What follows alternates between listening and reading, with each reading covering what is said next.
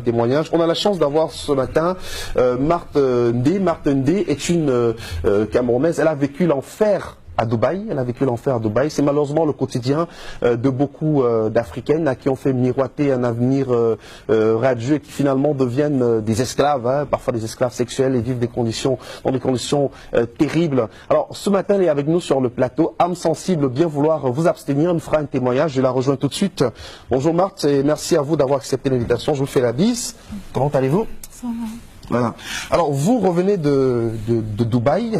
Vous êtes parti du Cameroun pour Dubaï et on vous promettait le ciel et la terre à Dubaï, mais finalement, au bout de quelques jours, tout cela s'est transformé en cauchemar. Est-ce que vous pouvez nous raconter votre histoire, Marthe? Oui, ça a commencé par quelqu'un qui m'a donné le contact d'un monsieur qui est à Dubaï, un arabe. Et c'est de là où tout a commencé. J'ai fait mes papiers et j'ai payé tout ce que il fallait pour voyager. Étant arrivé de là, le monsieur est venu me prendre et voilà où mon enfer commence. Le premier jour, il me fait comprendre d'appeler toute ma famille et convaincre ma famille que je suis bien arrivée. Je l'ai fait. Mais le lendemain, c'était une autre chose. Alors, vous êtes allé à Dubaï faire quoi concrètement? Est-ce que vous avez une formation ici au Cameroun? Qu'est-ce qui vous a motivé, vous, à partir à Dubaï? Oui, c'est que je n'avais pas de travail. Et j'ai un niveau bac anglophone et j'ai fait l'hôtellerie. Et après ça, tellement je cherchais de travail, rien. Quand j'ai eu cette occasion, je me suis lancée et je partais là travailler comme secrétaire personnel au monsieur de l'arabe.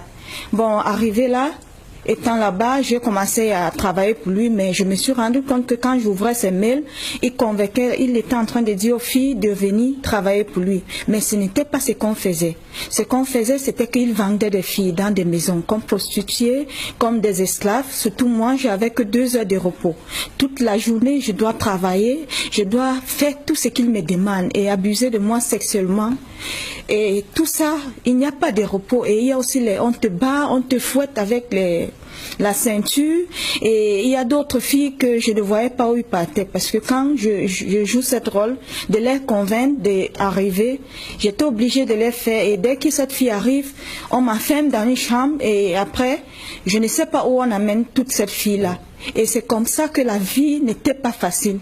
Tout ce que je voulais, c'était juste de rentrer dans mon pays. Mais comme on était tous en sécurité, on ne parlait pas. Tout ce qu'on te demandait de faire, ce n'est que ce que tu devais faire. Et si tu ne le fais pas, on te tape, on peut même te couper la main, on te bat. C'était donc tout ce que je vivais en ce moment.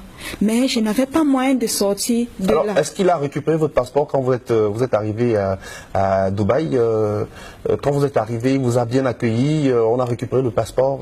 Oui, dès l'aéroport, il a pris mon passeport. C'est la première chose quand il vous salue. Et c'est de là qu'il m'amène à la maison. Et quand il m'a amené à la maison, le premier jour, ils m'ont présenté une chambre pour que je dorme.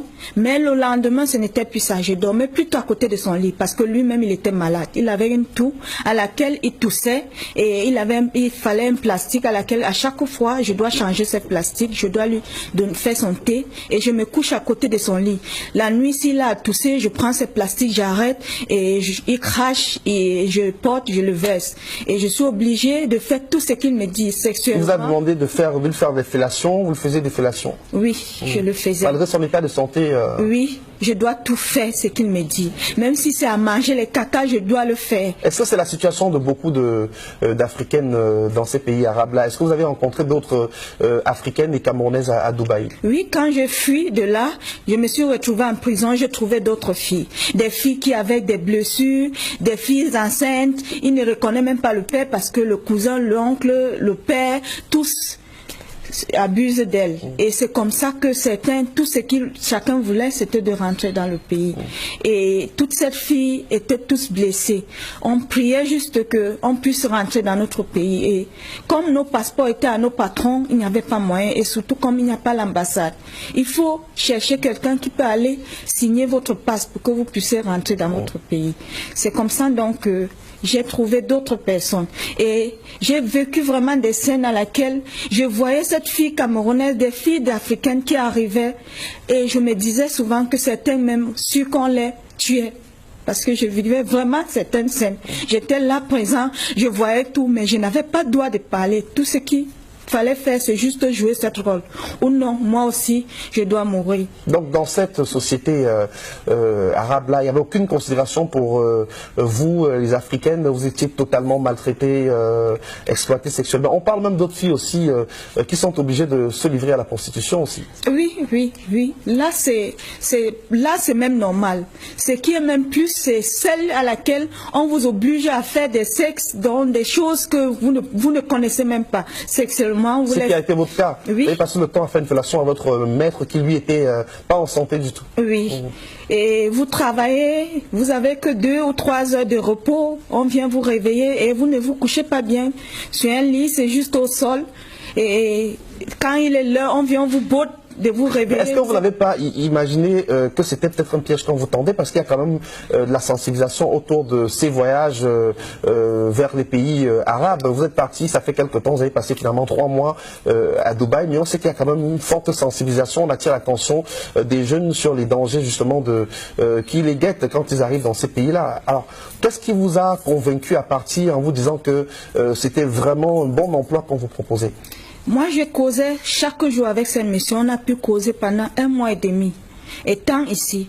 Là, je ne vous mens pas, monsieur, c'est des choses à laquelle j'appelle l'attention de toutes mes soeurs et tous mes frères, d'être vigilants. Tout ce qu'on nous dit n'est pas vrai. Beaucoup de choses qu'on vous dit, la personne cause avec vous, parce que moi-même, je causais avec certaines des filles. Si elle est anglophone, je la convainc. Si elle est francophone, je la convainc pour qu'elle vienne. Donc, beaucoup de cette personne, l'image qu'on vous montre n'est pas ce que vous croyez. Mais c'est quand vous êtes sur le terrain que vous vous rendrez compte que ça, ce n'est pas vraiment ce qu'on vous montre. Ils font des belles photos, ils font des belles choses et tout. Moi, j'appelle l'attention de toutes les jeunes filles d'être très vigilants. Moi, je préfère que si vous avez l'opportunité de fréquenter, rester au pays, je préfère que vous restez. Moi, surtout, j'ai tout perdu. Tout perdu, c'est que j'ai investi. Je suis au pays, je n'ai pas de travail. Depuis, j'ai déposé des demandes partout, rien du tout. Je suis là. Et c'est Dieu seul qui sait comment je vis. Mais comment vous avez fait pour revenir finalement, pour vous enfuir de l'enfer de Dubaï et revenir au Cameroun? C'est par la grâce de Dieu que j'ai pu fuir, me retrouver dans une rue. Et un monsieur qui passait m'a pris et on m'a dirigé vers l'immigration. C'est là où je me suis retrouvée en prison. La prison était 1000 fois mieux que l'esclavage qu'on vivait de là. Et avec toutes d'autres filles, pas simplement l'africaine, il y a les Philippiennes, il y a d'autres pays africains, les Éthiopiens qui vivent cet enfer. En prison, on ne vous autorise pas de fumer parce que si j'avais cette opportunité de fumer, je suis sûre qu'une de nos sœurs n'acceptera pas aller dans ce pays. Mais il nous privilège de tout. On vous fuit jusqu'à vos sexes si vous n'avez pas de caméra. C'est comme ça qu'on vit là-bas. Je demande à toutes les gens de bonne volonté s'ils peuvent m'aider, même à avoir juste un travail. Vous avez quel profil? Vous avez un baccalauréat? Oui, un bac NGC Advanced Level. Advanced Level. Et j'ai aussi fait une formation en hôtellerie. Et je remercie le président de m'avoir amené ici et de me donner ce courage d'être là.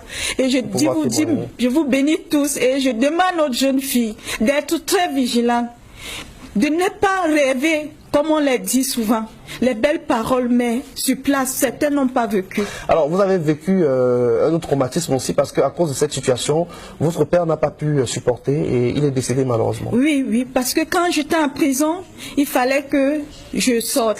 Et il n'y avait pas de moyens. Mon père, il était aussi un peu malade, mais du fait qu'il faut qu'il cherche le moyen pour me faire sortir.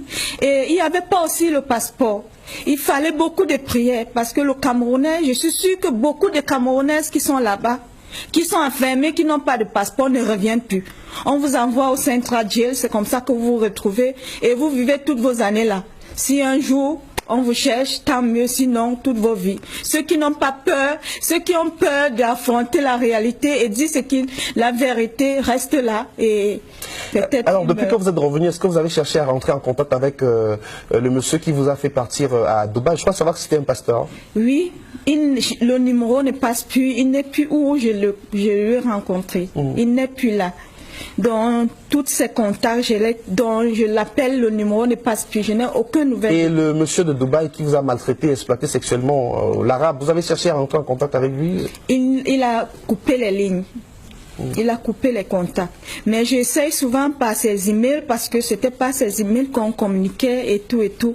Mais c'est comme si quand il est maintenant très vigilant avec ce qu'il fait. Il y a beaucoup de Camerounaises dans cette situation-là à Dubaï? Oui, il y a beaucoup de Camerounais. Il y a ceux même que j'ai même, comme je causais français et l'arabe ne causait pas français, j'ai essayé de convaincre certaines de cette fille qui causait l'anglais, un français, de ne pas venir, que ce n'est pas vraiment un vrai rêve. Et certains d'eux ont accepté, certains se sont représentés et j'étais obligée de le faire. C'est tout ce que je pouvais faire pour survivre et rentrer au pays. Merci pour votre témoignage. Restez avec nous sur le plateau, Marthe.